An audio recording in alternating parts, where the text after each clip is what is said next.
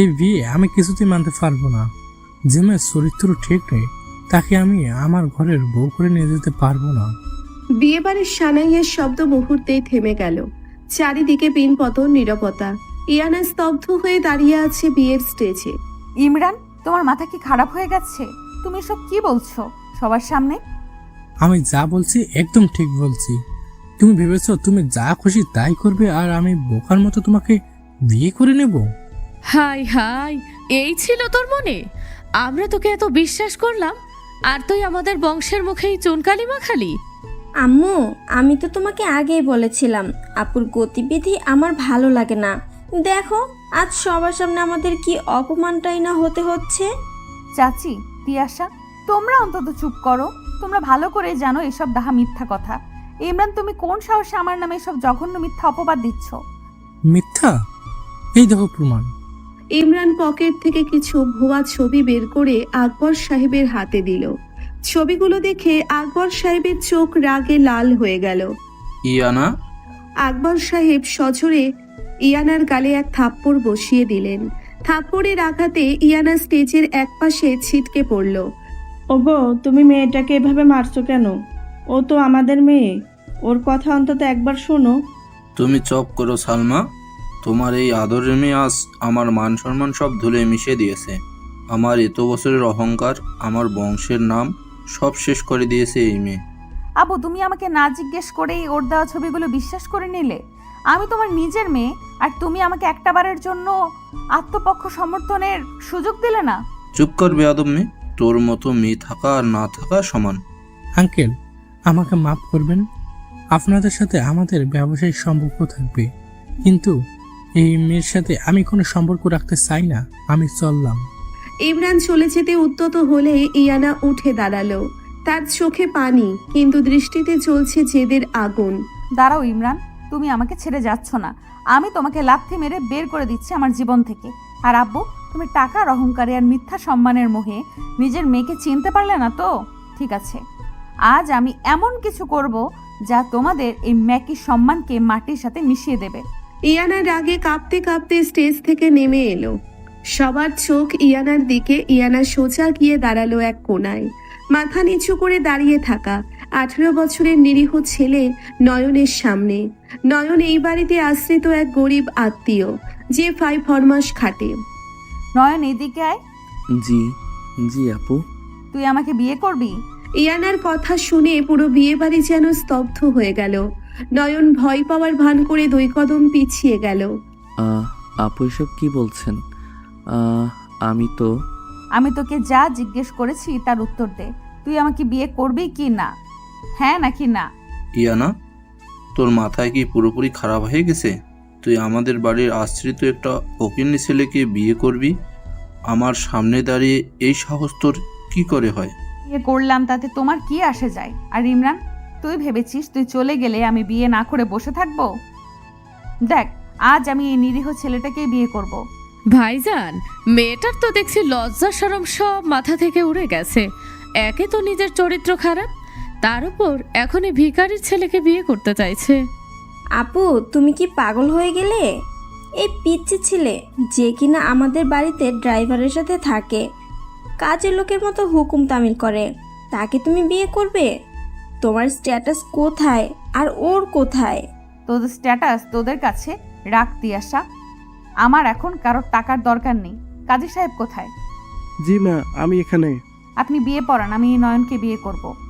আপু, আঙ্কেল আমাকে মেরে ফেলবে। আমি পারবো না। আমাকে মাফ করে দিন আপু। নয়ন কাঁপতে কাঁপতে ইয়ানার পা ধরতে গেলে ইয়ানা নয়নের হাত শক্ত করে ধরে ফেলে। তোকে কেউ কিছু করতে পারবে না, আমি আছি। তুই শুধু কবুল বলবি। কাজী সাহেব, শুরু করুন। কাজী সাহেব, আপনি যদি এই বিয়ে পড়ান তবে আমি আপনাকে পুলিশে দেব। আর ইয়ানা, তুমি যদি সত্যি এই ছোট লোকের বাচ্চাকে বিয়ে করিস, তাহলে মনে রাখিস এই বাড়ির দরজা তোর জন্য চিরকালের মতো বন্ধ হয়ে যাবে। ইয়ানা মা, জেদ করিস না, তোর আব্বুর কাছে ক্ষমা চেয়ে নে।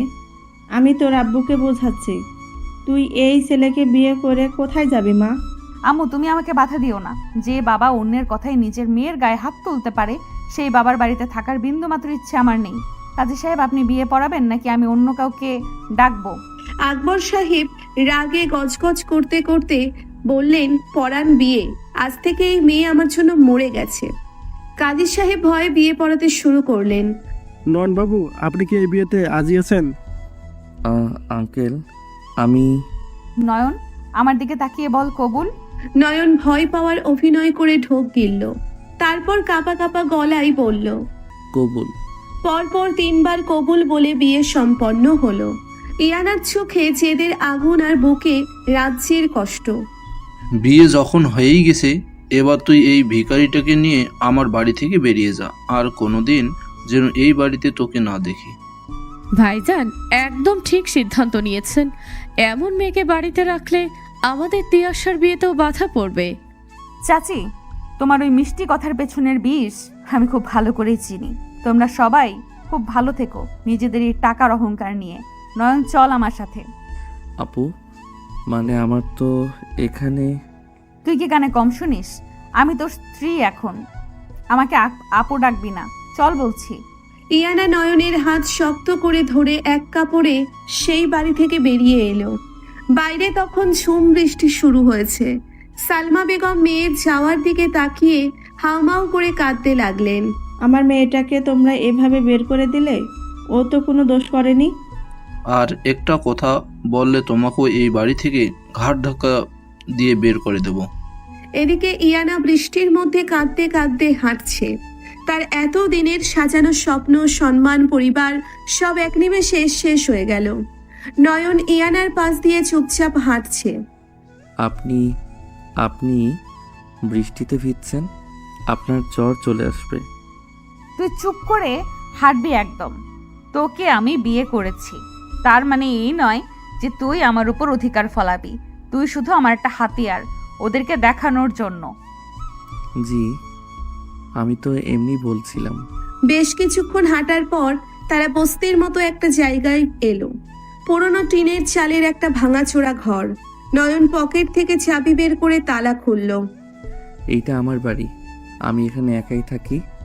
বাড়িটা ছোট, আপনার হয়তো কষ্ট হবে। আমার কোনো কষ্ট হবে না, তুই দরজা খোল। ইয়ানা ভেতরে ঢুকে দেখলো একটা মাত্র ছোট ঘর, একটা ভাঙা খাট আর এক কোণায় রান্নার ছোট্ট একটা স্টোভ। ইয়ানা খাটের উপর বসে 2 হাতে মুখ ঢেকে ডুকরে কেঁদে উঠল। কেন এমন হলো আমার সাথে? আমি তো কারোর কোনো ক্ষতি করিনি। ইমরান কেন আমার সাথে এই বেইমানিটা করলো? আব্বু কেন আমাকে একবারও বিশ্বাস করলো না? ইয়ানার কান্নায় নয়নের বুকে যেন কেউ হাতুড়ি দিয়ে আঘাত করতে লাগলো। নয়ন ধীর পায়ে ইয়ানার কাছে গেল। আপনি কাঁদবেন না, আপনার কান্না দেখলে আমার কষ্ট হয়। তোর কেন কষ্ট হবে? তুই কে আমার?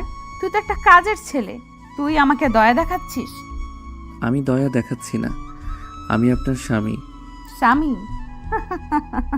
তুই আমার স্বামী? তুই নিজেকে আয়নায় দেখেছিস? তুই তো একটা বাচ্চা ছেলে। তোকে আমি বিয়ে করেছি শুধু জেদের বশে। এই বিয়ের কোনো মূল্য আমার কাছে নেই। তুই ফ্লোরে শুয়ে পড়, আমি খাটে ঘুমাবো। জি, আপনি খাটে ঘুমান, আমি নিচে ঘুমাচ্ছি। আপনার জন্য একটা শুকনো তোয়ালে দিচ্ছি, আপনি মাথাটা মুছে নিন, না হলে ঠান্ডা লেগে যাবে। নয়ন একটা পরিষ্কার তোয়ালে ইয়ানার দিকে এগিয়ে দিল। ইয়ানা তোয়ালেটা নিয়ে ছুঁড়ে ফেলে দিল। আমাকে তোর কোনো জিনিস ছুঁতে বলবি না, দূরে গিয়ে শো। আচ্ছা, আমি দূরেই যাচ্ছি। নয়ন ফ্লোরে একটা পাটি বিছিয়ে শুয়ে পড়ল। ইয়ানা খাটে শুয়ে ফুপিয়ে ফুপিয়ে কাঁদতে লাগলো। নয়ন ফ্লোরে শুয়ে আর চোখে ইয়ানার দিকে তাকিয়ে আছে। তার সেই বোকা আর নিরীহ চোখের দৃষ্টি এবার একদম পাল্টে গেল। তুমি কাঁদছো ইয়ানা? তোমার এই প্রতিটা কান্নার ফোঁটার হিসাব আমি কড়াই গন্ডায় নেব। তুমি ভাবছো ইমরান তোমাকে ধোঁকা দিয়েছে? আসলে ইমরানকে দিয়ে এই কাজটা আমি করিয়েছি, কারণ ইমরান আর তোমার চাচি মিলে প্ল্যান করেছিল বিয়ের পর তোমাকে পাগল প্রমাণ করে তোমার বাবার সব সম্পত্তি হাতিয়ে নেওয়ার। আমি সেটা হতে দিতে পারতাম না। তোমাকে ওদের নোংরা হাত থেকে বাঁচানোর একটাই উপায় ছিল তোমাকে নিজের কাছে নিয়ে আসা। তুমি আমাকে ঘেন্না করো, অবহেলা করো, আমার তাতে কোনো দুঃখ নাই, কিন্তু আমি তোমাকে কারো ক্ষতির শিকার হতে দেব না। এই ডেভিল তার নিজের জিনিসের উপর কারো নজর সহ্য করে না। নয়ন আস্তে করে উঠে দাঁড়ালো। ইয়ানা ততক্ষণে ক্লান্ত হয়ে ঘুমিয়ে পড়েছে। নয়ন ইয়ানার কাছে গিয়ে তার ভিজে চুলগুলো খুব আলতো করে মুছে দিতে লাগলো। ইয়ানা ঘুমের ঘোরেই বলে উঠল, আমাকে ছুবে না, দূরে যাও। আমি তো সারা জীবন তোমার কাছেই থাকতে চাই ইয়ানা। নয়ন ইয়ানার গায়ে একটা কাঁথা জড়িয়ে দিয়ে নিঃশব্দে ঘর থেকে বেরিয়ে গেল। বাইরে গিয়ে সে পকেট থেকে তার দামি স্মার্টফোনটা বের করলো, যেটা সে এতক্ষণ লুকিয়ে রেখেছিল। একটা নাম্বারে কল দিল সে। হ্যালো বস, কাজ কি সম্পূর্ণ হয়েছে? হ্যাঁ কবির, আমার পাখি এখন আমার খাঁচায় একদম নিরাপদে। কিন্তু বস, ইমরান তো অনেক বেশি উড়ে যাচ্ছে, ওকে কি এবার মাটিতে নামাবো? এখনই না, ওকে একটু আনন্দ করতে দে। ও ভাবছে ও জিতে গেছে। কাল সকালে ওকে প্রথম ধাক্কাটা দিবি। ওর ফ্যাক্টরির যে ডিলটা হওয়ার কথা ছিল সেটা ক্যান্সেল করে দে। আর হ্যাঁ, ওর সব ব্যাংক অ্যাকাউন্ট ফ্রিজ করে দে। ও যেন বুঝতে পারে যে ও কার জিনিসের দিকে হাত বাড়িয়েছিল। ওকে বস। আর আপনার শ্বশুরবাড়ির কী খবর? ওই রুবিনা আর তিয়াশাকে তো আমি রাস্তায় নামাবো, তবে আস্তে আস্তে। খেলা তো সবে শুরু হলো। এখন তুই রাখ, আমার ইয়ানার হয়তো কিছু লাগতে পারে। নয়ন কল কেটে দিয়ে একটা শয়তানি হাসি দিল। নিরীহ চেহারার আড়ালে লুকিয়ে থাকা সেই ডেভিল হাসিতে যেন পুরো পৃথিবী ধ্বংস করার ক্ষমতা লুকিয়ে আছে।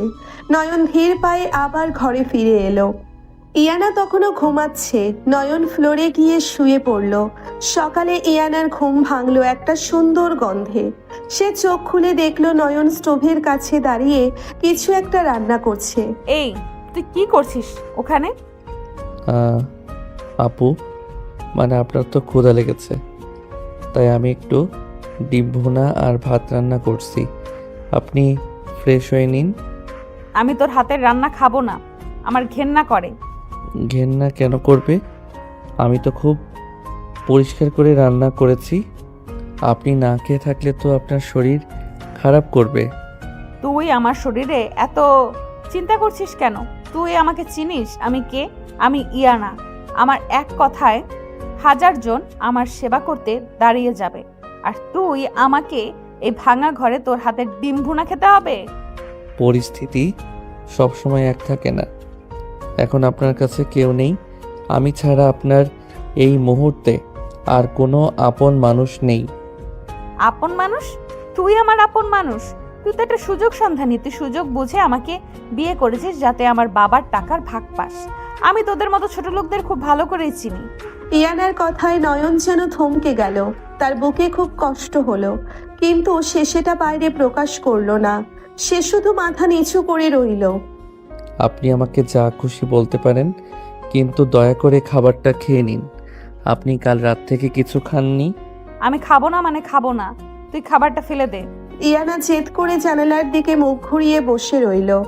নয়ন একটা প্লেটে খাবার বেড়ে ইয়ানার সামনে নিয়ে এলো। আমি আপনাকে খাইয়ে দিচ্ছি, একটু খেয়ে নিন প্লিজ। তুই আবার আমার সামনে এসেছিস? তোকে না বললাম আমি খাবো না? ইয়ানা রাগের মাথায় নয়নের হাতের প্লেটটায় সজোরে ধাক্কা মারলো। প্লেটটা মাটিতে পড়ে সব খাবার নষ্ট হয়ে গেল। নয়ন চমকে পিছিয়ে গেল। ইয়ানা নিজেও একটু অবাক হলো নিজের এই কাজে, কিন্তু জেদ বজায় রাখলো। তোকে বলেছিলাম না আমার সামনে আসবি না? জি ঠিক আছে, আমি পরিষ্কার করে দিচ্ছি। নয়ন নীরবে মেঝের খাবারগুলো পরিষ্কার করতে লাগলো। তার চোখের কোণে পানি জমেছে, কিন্তু সে সেটা ইয়ানাকে বুঝতে দিল না। ইয়ানা আর চোখে নয়নের দিকে তাকিয়ে দেখলো ছেলেটার মুখটা কেমন ফ্যাকাশে হয়ে গেছে। ইয়ানার মনে একটু খারাপ লাগলেও সে কিছু বলল না। আমি বাইরে যাচ্ছি, আমার একটা কাজ আছে। আপনি ঘর থেকে বের হবেন না, এই জায়গাটা বেশি ভালো না। কেউ এলে দরজা খুলবেন না। তুই আমাকে জ্ঞান দিবি না। আমার যখন যা খুশি আমি তাই করব। তুই যাওয়ার হলে যা। আচ্ছা, আমি দুপুরের খাবার নিয়ে আসবো।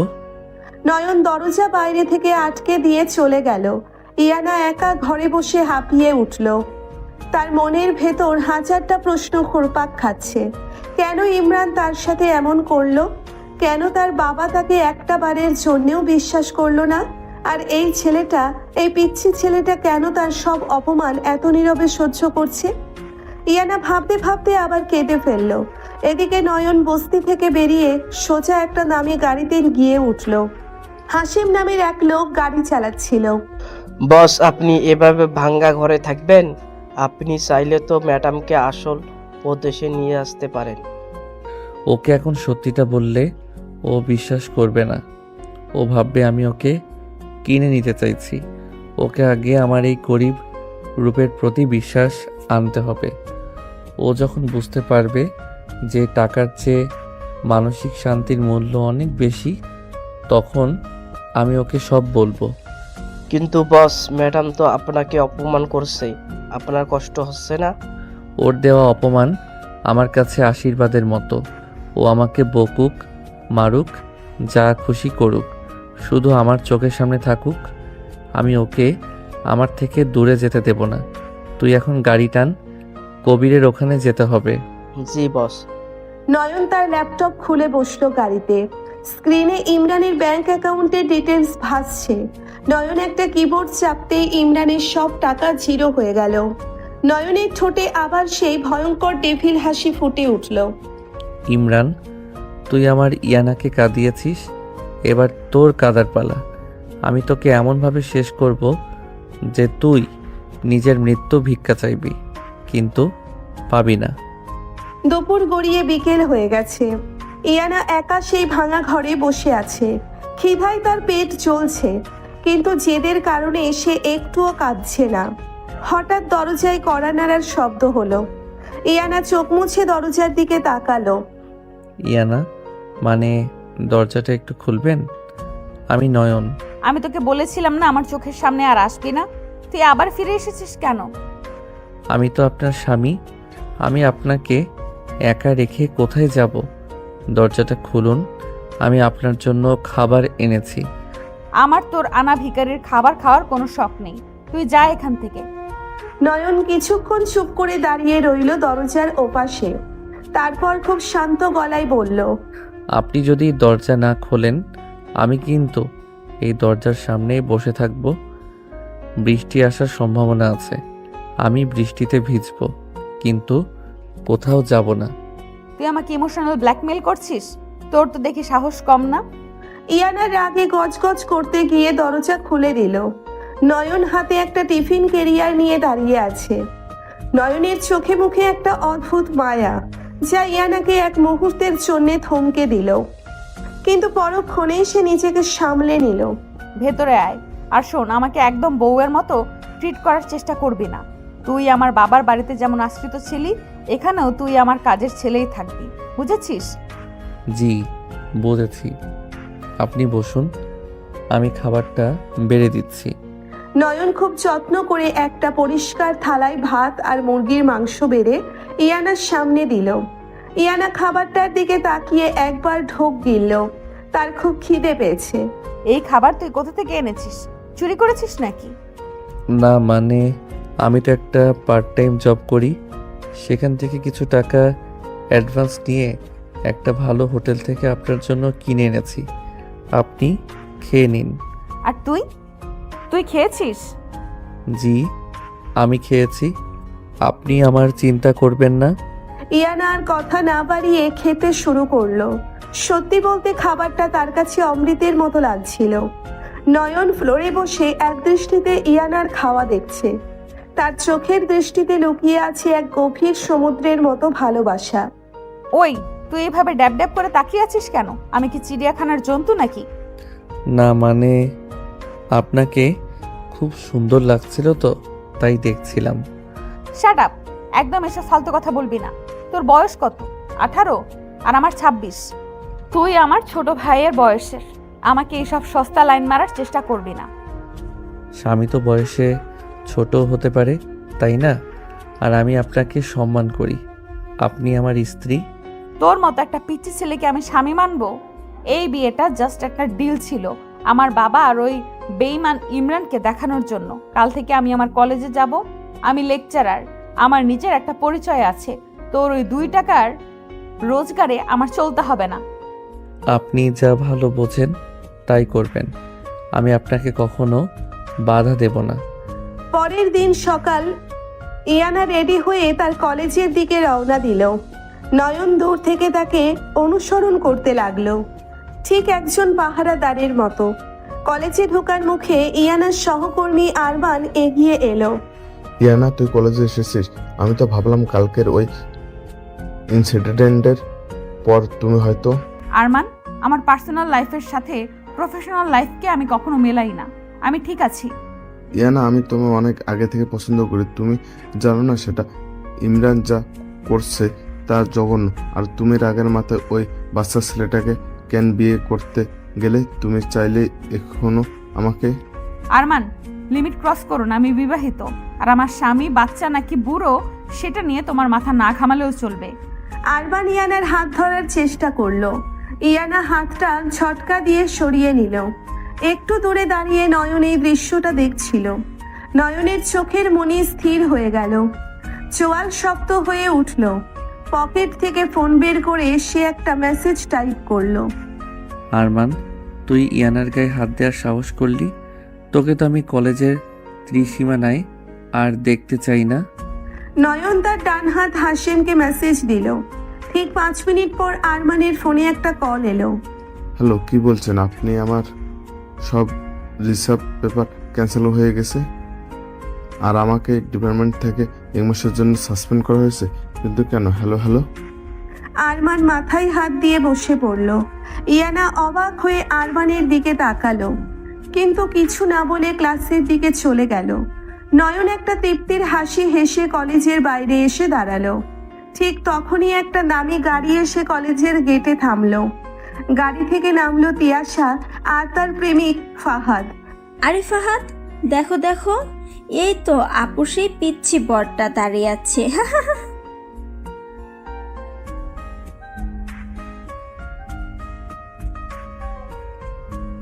আসলেই তো। কিরে ছেলে, তোর তো ভাগ্য খুলে গেছে। একেবারে 1 কোটিপতির মেয়েকে ফাঁসিয়ে ফেললি। তা ইয়ানা কোথায়? কলেজের ভেতরে? আপনারা কারা? আর ইয়ানা মানে আমার স্ত্রীর নামে বাজে কথা বলবেন না। তোর স্ত্রী? তুই তো একটা রাস্তার ভিখারি। আপু তোকে জাস্ট একটা টিস্যু পেপারের মতো ইউজ করেছে। কাজ শেষ হলে তোকে ড্রেনে ফেলে দেবে। ইয়ানা ঠিক সেই মুহূর্তে ক্লাস থেকে বের হয়ে গেটের কাছে আসছিল। তিয়াশার ফাহাদকে দেখে সে থমকে দাঁড়ালো। নয়ন মাথা নিচু করে কাঁপতে কাঁপতে বলল, আমাকে আপনারা যা খুশি বলুন, কিন্তু ইয়ানাকে কিছু বলবেন না। ও অনেক ভালো। তুই আমাকে শেখাবি? ওই রাস্তার কুকুর। তোকে তো আজ আমি।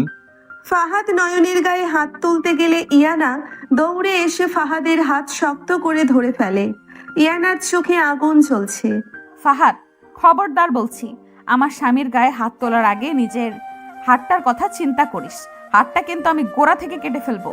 আপু, তুমি এই ফকিনীর ছেলের জন্য ফাহাদের গায়ে হাত তুলছো? তোমার তো লেভেল বলতে আর কিছু অবশিষ্ট নেই। আমার লেভেল তোর মাপতে আসিস না।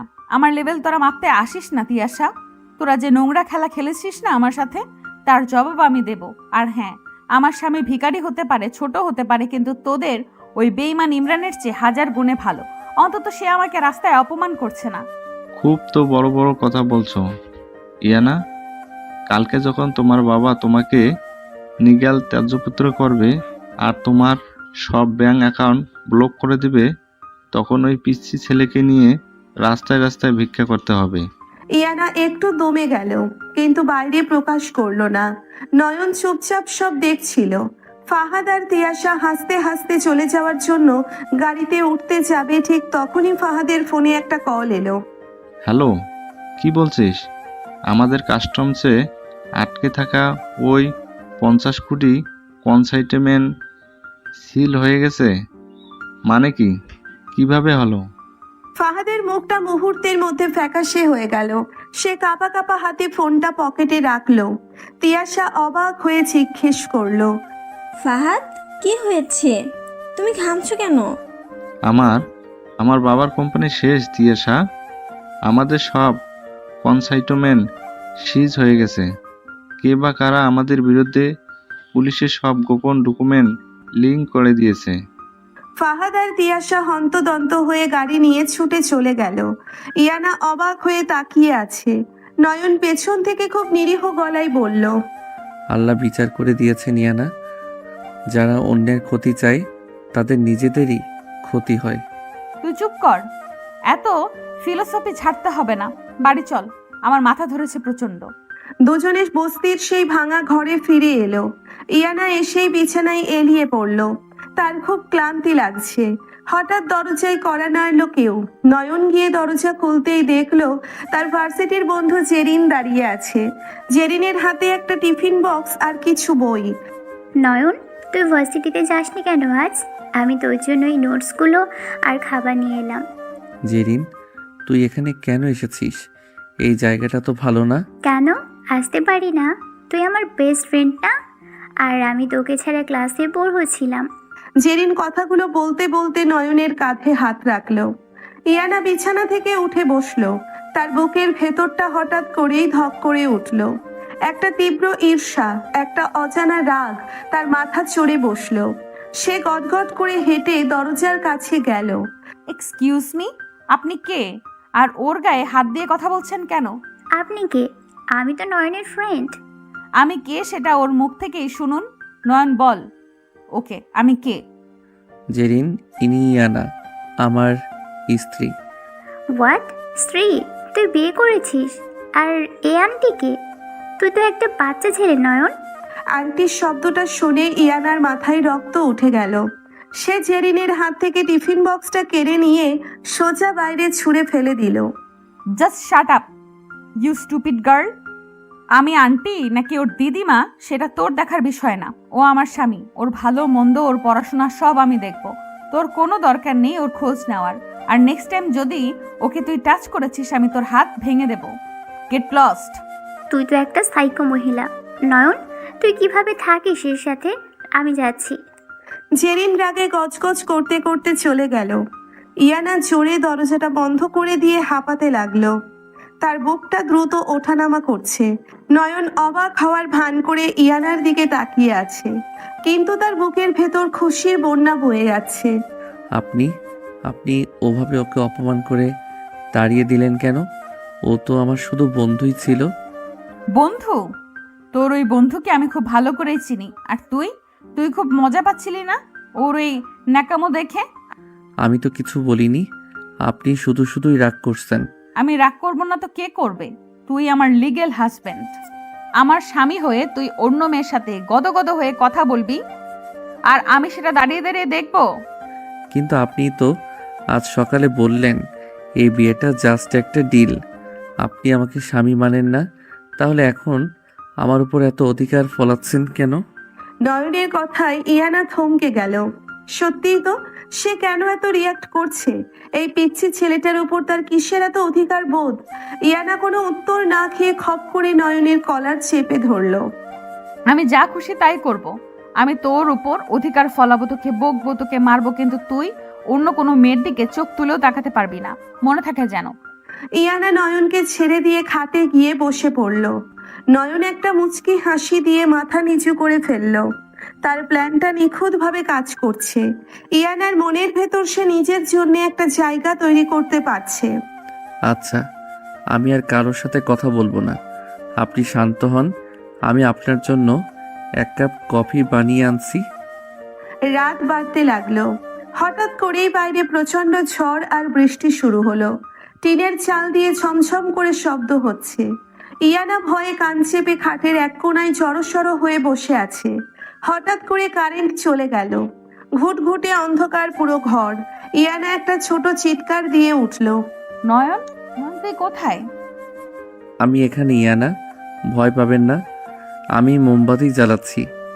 নয়ন একটা মোমবাতি জ্বালালো। মোমের আলোয় ইয়ানা দেখলো চালের একটা ফুটো দিয়ে ঠিক ইয়ানার খাটের ওপর বৃষ্টির পানি পড়ছে। ইয়ানা গুটিয়ে একপাশে সরে গেল। নয়ন সেটা খেয়াল করলো। ওই জায়গাটা ভিজে যাচ্ছে, আপনি এই পাশে আসুন। তুই কোথায় ঘুমাবি? নিচে তো পুরোটাই পানিতে ভেসে যাচ্ছে। আমি দাঁড়িয়ে থাকবো, সমস্যা নেই, আপনি ঘুমান। নয়ন একটা প্লাস্টিকের বস্তা নিয়ে সেই ফুটোটার নিচে দাঁড়িয়ে রইল, যাতে পানিটা খাটের উপর না পড়ে। বৃষ্টির ছাটে নয়নের পুরো শরীর ভিজে যাচ্ছে, সে শীতে কাঁপছে। ইয়ানা মোমের আলোয় দেখছে একটা 18 বছরের ছেলে তার জন্য কতটা স্যাক্রিফাইস করছে। ইয়ানার বুকের ভেতরটা মোচড় দিয়ে উঠল। তুই তুই ওটা রেখে দে, তুই ভিজে যাচ্ছিস তো, তোর ঠান্ডা লাগবে। আমার কিছু হবে না ইয়ানা, আপনি আরামে ঘুমান। আপনার যেন এক ফোঁটা পানিও গায়ে না লাগে, সেই দায়িত্ব আমার। তুই কেন করছিস আমার জন্য এত কিছু? আমি তোকে কত অপমান করেছি, কত বাজে কথা বলেছি, তাও তুই কেন আমাকে এত কেয়ার করিস? নয়ন প্লাস্টিকটা ধরে রেখেই ইয়ানার চোখের দিকে তাকালো। তার সেই শান্ত চোখের ভেতর এক অদ্ভুত মায়া। কারণ পৃথিবীতে আমার আপন বলতে আর কেউ নেই ইয়ানা। আপনি আমাকে জোর করে বিয়ে করলেও আমি আপনাকে মন থেকে আমার স্ত্রী মেনে নিয়েছি। আর নিজের স্ত্রীকে আগলে রাখার জন্য আমি নিজের জীবনও দিতে পারি।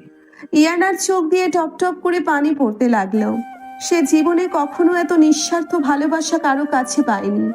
বাবা, মা, ইমরান সবাই তাকে শুধু টাকার পাল্লায় মেপেছে, আর এই ভিখারি ছেলেটা তার জন্য নিজের শরীর ভিজিয়ে তাকে পাহারা দিচ্ছে। ইয়ানার ভেতরের পাথরটা যেন আস্তে আস্তে গলতে শুরু করলো। নয়ন, তুই পাগল, আস্ত একটা পাগল। ইয়ানা আর কিছু বলতে পারলো না, শুধু ডুকরে কেঁদে উঠল। নয়ন নীরবে দাঁড়িয়ে রইল, আর ডেভিল রূপ আজ সম্পূর্ণ হার মেনেছে এই নিরীহ ভালোবাসার কাছে। সে মনে মনে শপথ নিল ইয়ানার এই চোখের পানির বদলা সে রুবিনা আর ইমরানের রক্তের বিনিময়ে নেবে। তুমি শুধু দেখতে থাকো ইয়ানা, কাল সকালের সূর্য তোমার শত্রুদের জন্য এক ভয়ঙ্কর অন্ধকার নিয়ে উঠবে। এই ডেভিল তার ভালোবাসার মানুষের অপমানের প্রতিশোধ কিভাবে নেয় সেটা পুরো শহর দেখবে। সারা রাত নয়ন ভিজে ভিজে ইয়ানাকে বৃষ্টি থেকে বাঁচালো। ভোরের দিকে বৃষ্টি থামলে নয়ন ফ্লোরেই বসে পড়ল। তার শরীর ঝরে পড়ে যাচ্ছে। ইয়ানা ঘুম থেকে উঠে দেখলো নয়ন ফ্লোরে অচেতন হয়ে পড়ে আছে। নয়ন, নয়ন, কি হয়েছে তোর? ইয়ানা দৌড়ে গিয়ে নয়নের গায়ে হাত দিতেই চমকে উঠল। নয়নের গা জ্বরে একেবারে পুড়ে যাচ্ছে। ইয়ানার বুকের ভেতর একটা তীব্র ভয় কাজ করতে লাগলো। সে নয়নের মাথাটা নিজের কোলে তুলে নিল। আল্লাহ, এত জ্বর! নয়ন, চোখ খোল প্লিজ, আমি ডাক্তার ডাকছি। ইয়ানার চোখের পানি নয়নের কপালের ওপর গড়িয়ে পড়ল।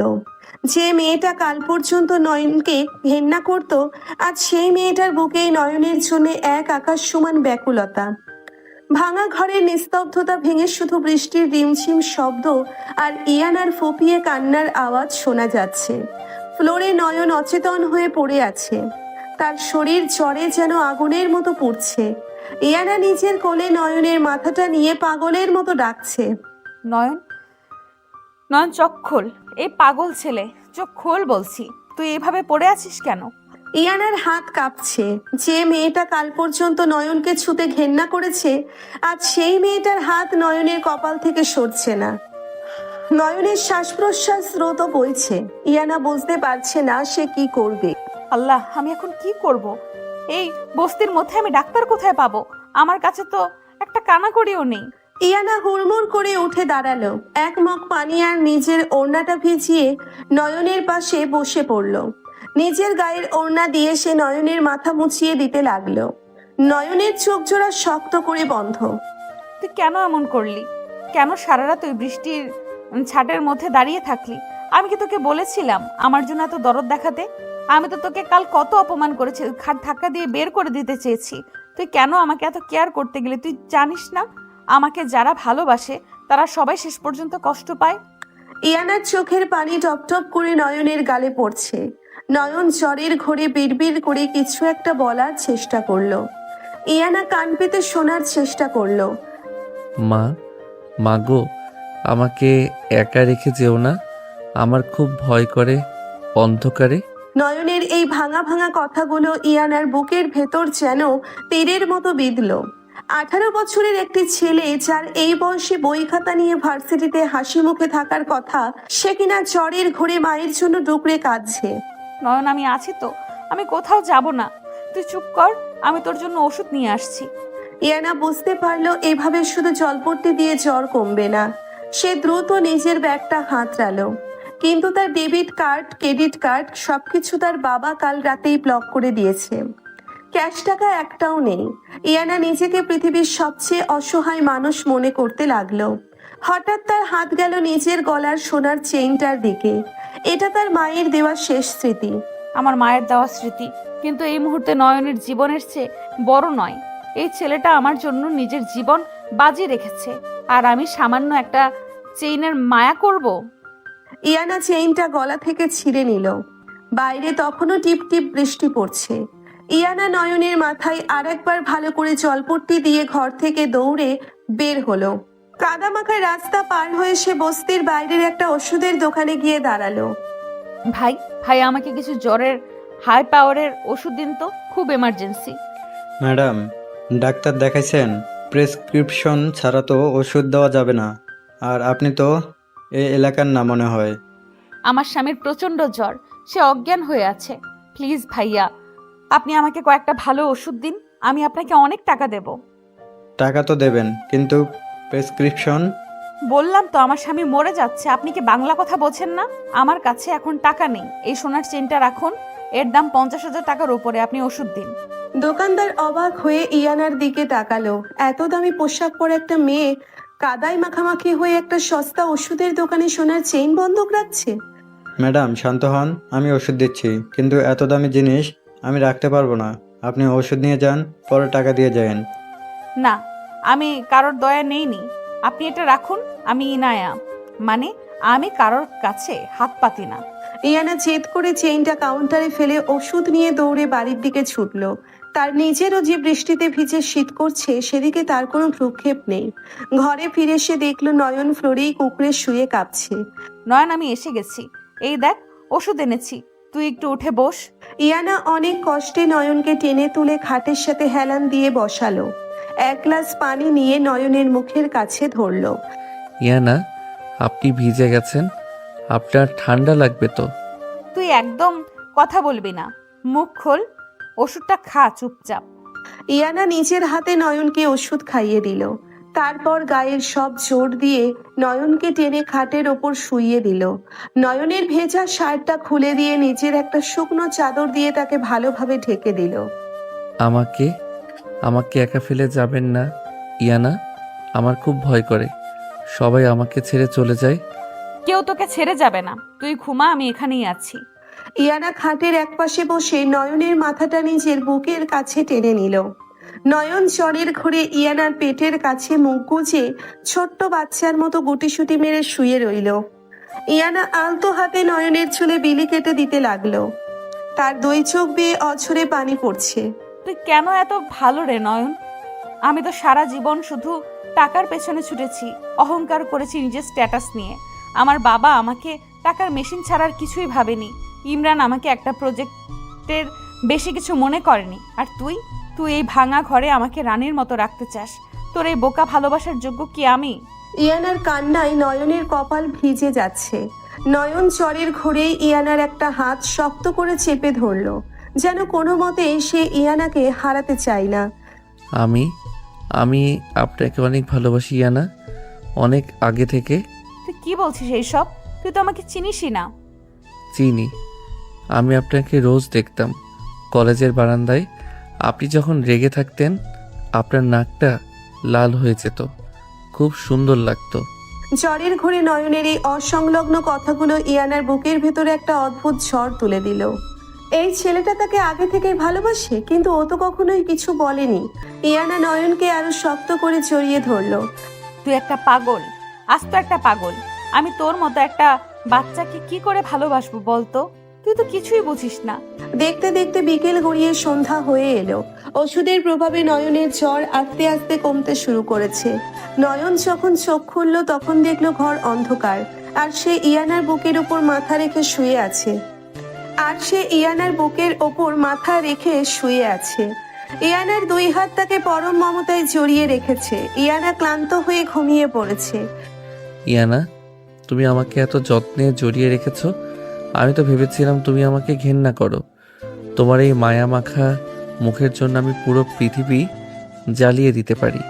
তুমি আমার, শুধু আমার। নয়নের চোখের দৃষ্টিতে আবার সেই ডেভিল রূপ ফিরে এলো। সে খুব সাবধানে ইয়ানাকে বিছানায় শুইয়ে দিয়ে নিজে উঠে দাঁড়ালো। তার শরীর এখনো দুর্বল, কিন্তু চোখের আগুনটা ভয়ঙ্কর। সে প্যান্টের পকেট থেকে ফোন বের করলো। 10টা মিসড কল। হ্যালো কবির, বল। বস, আপনার গলা এমন শোনাচ্ছে কেন? আপনি কি অসুস্থ? আমার কথা বাদ দে, ইমরানের কি খবর সেটা বল। বস, আপনি যেমনটা বলেছিলেন আমি ঠিক তেমনটা করেছি। ইমরানের কোম্পানির সব শেয়ার আমি হ্যাক করে ট্র্যাপ করে দিয়েছি। ওর ফ্যাক্টরিতে এখন লেবাররা স্ট্রাইক করেছে বেতনের জন্য। ও এখন পুরো রাস্তায় বসে গেছে। ও পাগলের মতো ব্যাংকে দৌড়াচ্ছে। গুড, ওকে আরও একটু দৌড়াতে দে। ওর বাবা মা যেন কাল সকালে বাড়ি থেকে বের হতে না পারে, সেই ব্যবস্থা কর। ওদের নামে ইনকাম ট্যাক্সের ভুয়া নোটিশ পাঠিয়ে দে। ওরা ইয়ানাকে অপমান করেছে সবার সামনে। আমি ওদের বংশের নাম মুছে দেব। কিন্তু বস, আপনার শ্বশুর আকবর সাহেবের কোম্পানির অবস্থাটাও তো খুব খারাপ। রুবিনা ম্যাডাম আর ওই শফিক মিলে আকবরের সাহেবের পেছন ছুরি মেরেছে। আকবর সাহেবের সব টাকা ওরা নিজেদের অ্যাকাউন্টে সরাচ্ছে। সরাতে দে। আকবর সাহেব টাকার অহংকারে অন্ধ। ওনার এই অহংকার ভাঙা দরকার। উনি যখন বুঝবেন তার নিজের রক্তের মানুষগুলোই তার সাথে বেইমানি করেছে, তখন ওনার চোখ খুলবে। তুই শুধু রুবিনার অ্যাকাউন্টগুলো ট্র্যাক করে রাখ। সময় হলে 1 সেকেন্ডে সব টাকা আমি ইয়ানার অ্যাকাউন্টে ট্রান্সফার করব। ওকে বস। আর আপনি ইন্সপেক্টর রফিক কিন্তু এখনো আপনাকে খুঁজছে। ওনার সন্দেহ কাল রাতের ফাহাদের কনস্টাইনমেন্ট সিজ হওয়ার পেছনে ডেভিলের হাত আছে। রফিককে নিয়ে আমাকে ভাবতে হবে না, ও আমার টিকিটাও ছুঁতে পারবে না। তুই এখন ফোন রাখ, ইয়ানা উঠে যাবে। সবগুলো কবিরের। নয়ন ফোন কেটে দিয়ে আবার সেই নিরীহ আর শান্ত চেহারায় ফিরে এলো। সে ধীর পায়ে ইয়ানার পাশে গিয়ে ফ্লোরে বসলো। ইয়ানার দিকে তাকিয়ে থাকতে থাকতেই ইয়ানা নড়ে চড়ে উঠল। নয়ন, নয়ন তুই কোথায়? ইয়ানা ধরপড় করে উঠে বসলো। অন্ধকারে নয়নকে দেখতে না পেয়ে সে ভয় পেয়ে গেল। আমি এখানে ফ্লোরে বসে আছি ইয়ানা। তুই ফ্লোরে কি করছিস? তোর না জ্বর? আমি তোকে খাটে শুইয়ে দিলাম না, তুই এবার ফ্লোরে কেন গেলি?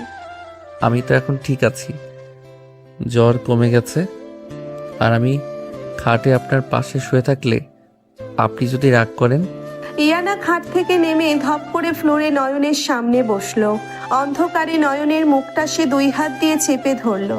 আমি তোকে বলেছিলাম না আমার সামনে ফালতু কথা বলবি না? তুই আমাকে না জিজ্ঞেস করে খাট থেকে কেন নামলি? আমার তৃষ্ণা পেয়েছিল, তাই পানি খেতে চাইলে আমাকে ডাকতে পারতি। তোর কিছু হয়ে গেলে আমি কি করতাম? তুই মরে গেলে আমি তো বিধবা হতাম, তাই না? ইয়ানার গলায় ধমক থাকলেও তার 2 চোখ বেয়ে অঝরে পানি পড়ছে। নয়ন বুঝতে পারছে ইয়ানা তাকে কতটা আপন করে নিয়েছে এই একদিনেই। আপনি কাঁদছেন ইয়ানা আমার জন্য? একদম চুপ, একটা কথা বলবি না তুই। আমি কেন কাঁদবো তোর জন্য? তুই তো একটা কাজের ছেলে। আমি তোকে দয়া করছি জাস্ট। আচ্ছা, আপনি দয়াই করুন, তাও আপনি কাঁদবেন না প্লিজ। আপনার কান্না দেখলে আমার বুকের ভেতরটা কেমন যেন করে। মনে হয় কেউ আমার কলিজাটা চেপে ধরেছে। ইয়ানা আর নিজেকে সামলাতে পারল না। সে নয়নের বুকে মাথা রেখে হু হু করে কেঁদে উঠল। নয়নও তার 2 হাত দিয়ে ইয়ানাকে শক্ত করে জড়িয়ে ধরল। আমাকে তুই ছেড়ে যাবি না তো নয়ন? সবাই আমাকে টাকার জন্য ব্যবহার করেছে, তুইও কি আমাকে ধোঁকা দিবি? ইয়ানা, আমি আমার নিজের নিঃশ্বাসকে ধোঁকা দিতে পারি, কিন্তু আপনাকে না। আপনি আমার জীবনের সেই আলো, যার জন্য আমি 18 বছর ধরে অন্ধকারে অপেক্ষা করেছি। ইয়ানা চোখ তুলে নয়নের দিকে তাকালো। এই ছেলেটার কথাগুলো এত পরিণত, এত গভীর কেন? সে কি সত্যিই 18 বছরের একটি বাচ্চা ছেলে, নাকি তার আড়ালে অন্য কিছু লুকিয়ে আছে?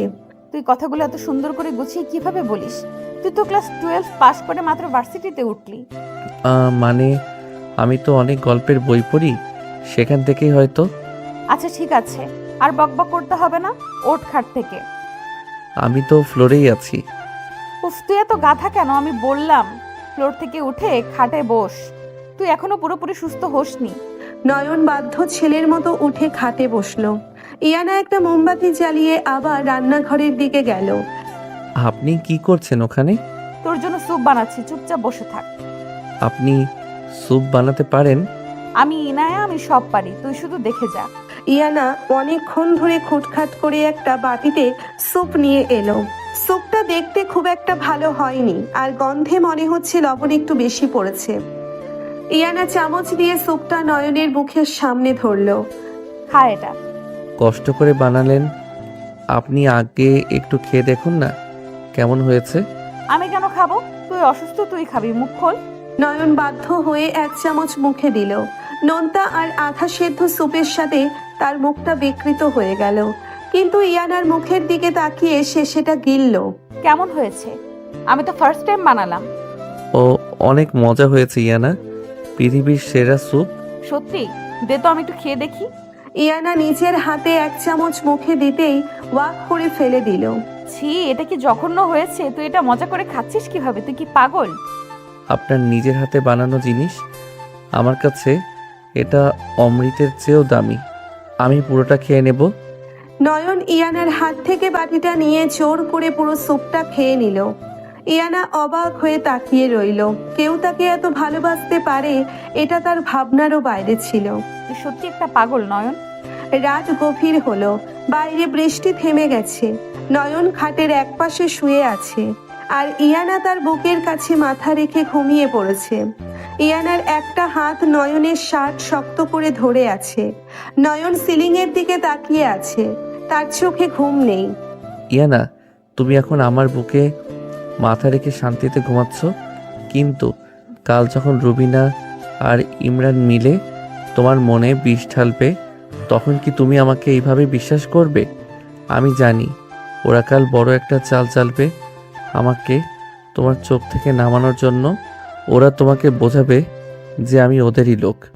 তুমি হয়তো আমাকে ভুল বুঝে আবার এই বাড়ি থেকে বের করে দেবে, কিন্তু আমি তোমার সেই অপমান হাসি মুখে মেনে নেব ইয়ানা, কারণ আমি ডেভিল। আর ডেভিল তার নিজের রানীকে রক্ষা করার জন্য নিজের সম্মান ধুলাই মেশাতেও পিছপা হয় না। নয়ন খুব আলতো করে ইয়ানার কপালে একটা চুমু খেলো। ইয়ানা ঘুমের ঘোরে একটু হেসে নয়নকে আরো শক্ত করে জড়িয়ে ধরল। সকালের মিষ্টি রোদ জানালার ফুটো দিয়ে এসে নয়নের চোখে পড়ল। নয়নের ঘুম ভাঙল না, কিন্তু তার বুকের ওপর ইয়ানার ভারী হাতের স্পর্শে সে চোখ খুলল।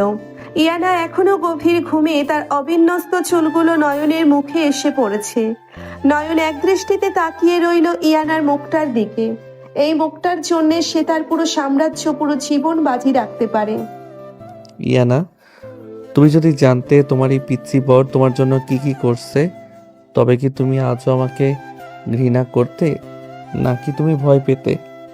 নয়ন খুব সাবধানে ইয়ানার হাতটা সরিয়ে খাটের একপাশে বসলো।